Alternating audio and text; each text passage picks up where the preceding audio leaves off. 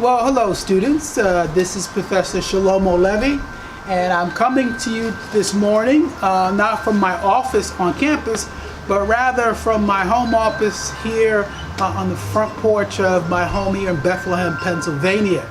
This happens to be where I've been reading most of your assignments for this course, and I want to take this opportunity to talk to you.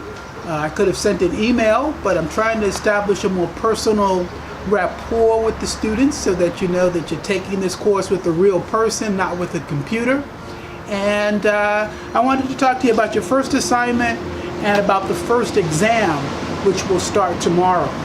First of all, with your assignments, you've all received your grades for the autobiography, the history project, which was your first assignment during the first week of the course.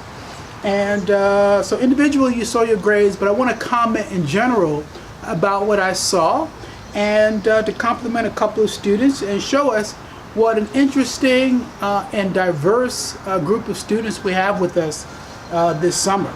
I just picked a few, so I'm not going to comment on each one, but you could look at your grade. If you click it, it will open up the comment section and you could see what I thought about your essay in particular. But here are a few students in our course this semester that I really enjoy reading their essays. And since they're all public, you can go back and look at them as well. But we have with us Josu. He was born in Guatemala and he moved to New York with his family at the age of 7. His family worked very hard here in the United States and eventually purchased a home in Eastern Pennsylvania. And so his experience in his life is a part of the American story and part of American history that we're learning about this semester. In addition, we have Gabriel, and that's fine. We have our mailman making a cameo appearance in our home video. That's okay. Get away, though. Do what you gotta do. All right. And we have Gabriel. Gabriel is a senior at Westchester University, majoring in computer science and marketing. He loves music and has always enjoyed learning about history and learning about different people and learning about different cultures in time. Then we have Damiel. Now, what I would say about this essay, go back and read it. It's an excellent example of correct format. The assignment was to write an essay about yourself, that it should be about 1 page in length. You should talk about your ancestry, your genealogy, and important moments in your life that brought you up to this period. And so just in terms of format, this was an excellent essay to go back and read. Then we have Laura, and Laura was, like many of your essays, students who took this assignment as an opportunity to do some research into their own family history and their own genealogy. She went so far as to do one of these DNA tests, which have become very popular and very inexpensive today. And a lot of people are doing them. And so both through family history and knowledge, through sites like Ancestry.com, if you know some family names, and through DNA, there's a lot that you can learn about your ancestry. And she did that, traced her ancestry, most of it back to Europe, which wasn't surprising, but then also some East Asian ancestry. She happens to be a general study major here at Northampton Community College with an interest in healthcare. She loves history as an intellectual interest, not necessarily as a career goal. So just because a person takes a history course doesn't mean they want to become an historian, although we do have a number of teaching people majoring in education, but also just for expanding your knowledge, knowing more about the country in which you live, and as an intellectual cultural interest. Then we have Erin.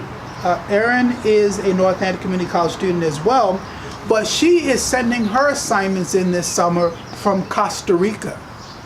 So she's mailing them in from Costa Rica. So we have students from all over the world, students who are local, who are traveling this summer and taking the course from different places. And so she's down in Costa Rica. She has studied at Temple University, where she majored in architecture, and she played on their championship soccer team. She is now interested in becoming a teacher. And then finally, I'll talk about Hannah. This was a great essay as well. Hannah used this assignment to research her history and ancestry. Her search took her to Mexico, to Germany, and ultimately to the Pennsylvania Dutch, who we'll be talking about in this course, American History 1, the founding of Pennsylvania, and she has long history here in this state. She is currently in our highly competitive nursing program. And the other thing I'll say about Hannah is she is a good online citizen. And how do I define that? A good online citizen is a student who takes time to read and interact with some of her classmates in this online environment. That is, she wrote her essay, it was wonderful, but she also commented on some of your essays. And I like to see that in our online students, that you're not only submitting your assignments, but you're taking the time to read what your classmates are saying, to have discussion and interaction. In courses where that happens, and I've been teaching online for as long as we've had the online program, in courses where that happens, there's a certain chemistry, students interact, they comment, not necessarily on every assignment, but on those that they find interesting. And so I want to see more of that in our course. When students do that, they often earn extra credit. So if the assignment, this happened to be a 20-point assignment, often they can earn 25 points. In a regular assignment, that's 10 to 12 points. If you comment and interact with your classmates, you might earn 15 points. And those points could be very helpful by the end of the course in affecting your average. Now, as to your first exam, you'll have 4 days to take this exam starting on Thursday, and it will remain up until midnight on Sunday. So you have between Thursday and Sunday to take it. It's self-scheduled within that time frame. I recommend that you take it on Thursday or by the latest on Friday, so that if you have a technical problem, it can be resolved before the deadline. Students who wait until the last minute, meaning wait until Sunday or Sunday evening, there's no one at the college at the computer helpline to help you. Obviously, I won't be in my office taking calls, and I wouldn't get your emails until after the deadline. So I recommend not waiting until the last minute, because then you're taking a chance.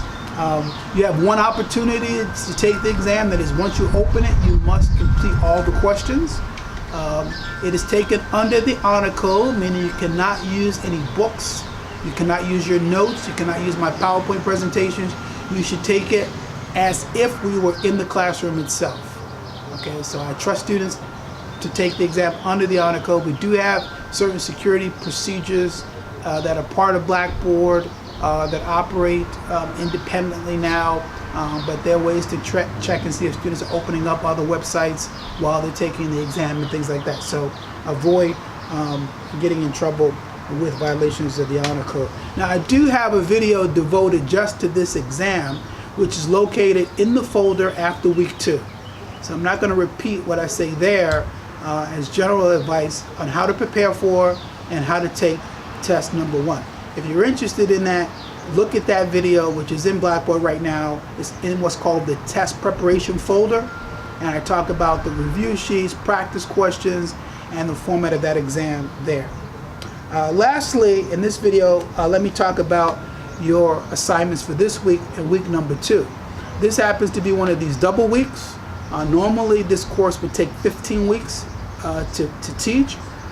This summer course, we completed in only 10 weeks. That's one reason why students like to take it, but it means that we have to move faster to complete the same material in 10 weeks that would normally take 15 weeks. So this week you have to read 2 chapters instead of 1, chapters 2 and 3, and you have about 6 discussion questions where normally you would have 3.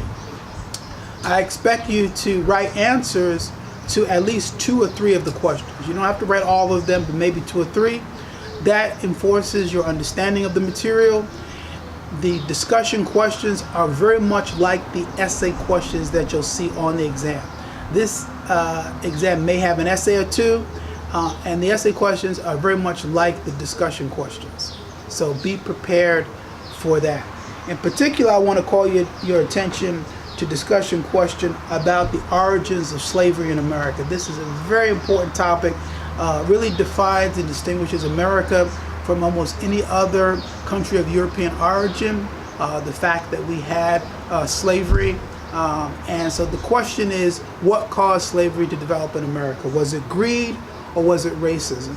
On page 92 of your text, Alan Brinkley presents different points of view from different historians over time. Some who argued that greed was the motivating factor, others who argued that it was racism.